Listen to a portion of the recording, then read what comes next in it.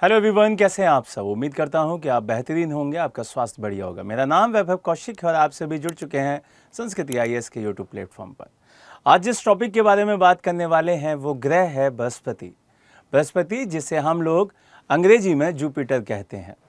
Brihaspati most important एक planet है जिसके बारे में जानना बहुत ज़रूरी है। उसके महत्वपूर्ण पॉइंट्स के बारे में जानना बहुत ज़रूरी है। चलिए अब स्टार्ट करते हैं। पहला पॉइंट जो कि सबसे पहले बेसिक जानकारी के साथ जुड़ता है, जैसे कि ये सबसे बड़ा प्लैनेट है, सबसे लार्ज प्लैनेट है, और ये हमने स्टार्टिंग वाली क्लास में पढ़ा था कि ये सबसे बड़ा प्लैनेट है, सबसे ज़्यादा एरिया कवर करता है। ये ध्यान रखना है।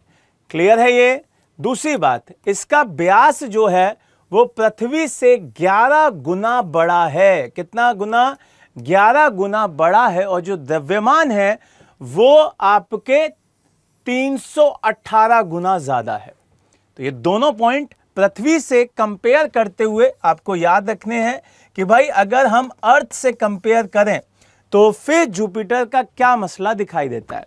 दूसरी बात, अगर हमने ये पहले नंबर पे एरिया वाइज दे दिया तो बताओ भाई डिस्टेंस वाइज कौन से नंबर पे होगा। तो ये 5वें नंबर पे डिस्टेंस वाइज दिखाई देता है। मार्स के अगला पॉइंट जो वो है ग्रह, वो आपका जुपिटर दिखता है। अब यहां से आगे के पॉइंट देखते हैं। आगे का पॉइंट क्या है भाई? आगे का पॉइंट है कि ये भी एक क्या है, गैसीय, जो गैस से बना हुआ ग्रह है, दिखाई देता है।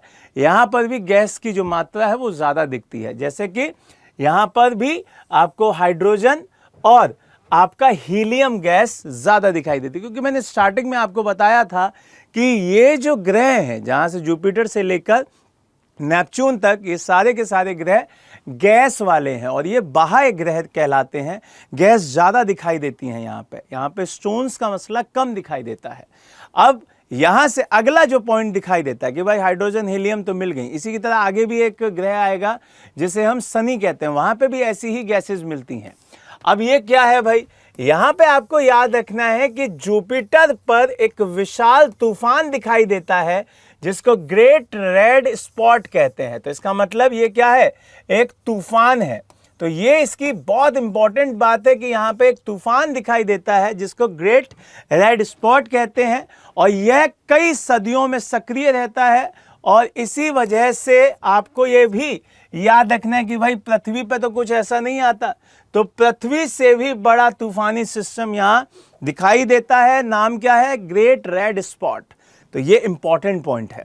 दूसरा, यहां पर इसके कई सारे उपग्रह हैं, और उपग्रहों में अगर हम देखें तो ये सेकंड नंबर पे आता है।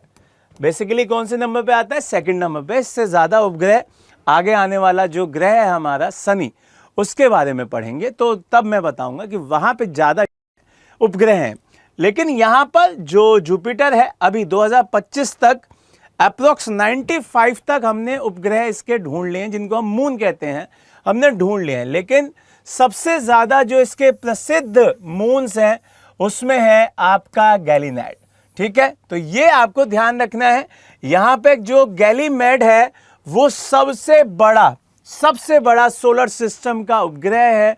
वो सबसे बड़ा एरिया कवर करता है। इसी वजह से ये सबसे ज्यादा पूछा जाता है कि भाई बताओ पूरे सोलर सिस्टम में सबसे बड़ा जो सैटेलाइट है वो कौन सा है, वो उपग्रह कौन सा है भाई? वो है आपका गैनीमेड। वो किसका है? जुपिटर का है। ये आपको याद रखना है। अन्य मैंने आपके नाम वहां पे बता दिए। अब देखो एक पॉइंट आता है स्ट्रॉन्ग मैग्नेटिक फील्ड, जो चुंबकीय बल है वो भी आपको देखना होगा कि भाई वो कैसा है। तो ये सबसे ज्यादा शक्तिशाली मैग्नेटिक फील्ड को भी रखता है। तो बृहस्पति की एक खासियत ये भी है कि वो सबसे बड़ा मैग्नेटिक फील्ड रखता है। इसकी भी आपको रिंग्स वगैरह दिख जाएंगी। तो जैसे रिंग्स आपने शनि में देखी हैं, शनि के बारे में पढ़ेंगे तब आपको पता चलेगा, उसको रिंग प्लैनेट भी बोलते हैं। तो ये आपको ध्यान रखना है। इसके कारण ये क्या करता है? रेडिएशन बेल्ट्स बनाता है। क्या बनाता है भाई? रेडिएशन बेल्ट्स बनाता है। किसके कारण? क्योंकि इसका जो मैग्नेटिक फील्ड है वो बहुत ज्यादा है। अब रोटेशन की बात करते हैं। ठीक है, फास्टेस्ट रोटेशन, मतलब जुपिटर का जो रोटेशन है वो सबसे तेज है। एक क्वेश्चन सीधा सीधा आपके पास ये भी आएगा कि बताइए सबसे ज्यादा तेज रोटेशन किसका है, तो आंसर आपका जुपिटर का है। ये एक दिन केवल 9 घंटे 56 मिनट में कवर कर लेता है। ये पॉइंट भी आपसे पूछा जा सकता है।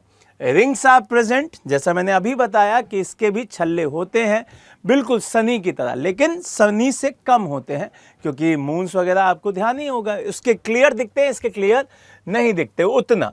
इंटरनल स्ट्रक्चर क्या है भाई, इंटरनल स्ट्रक्चर की जब बात करते हैं, जैसे हम पृथ्वी का पढ़ रहे थे तो पृथ्वी का मैंने बताया था कि 3 भागों में है ना, क्रस्ट, मेटल, कोर।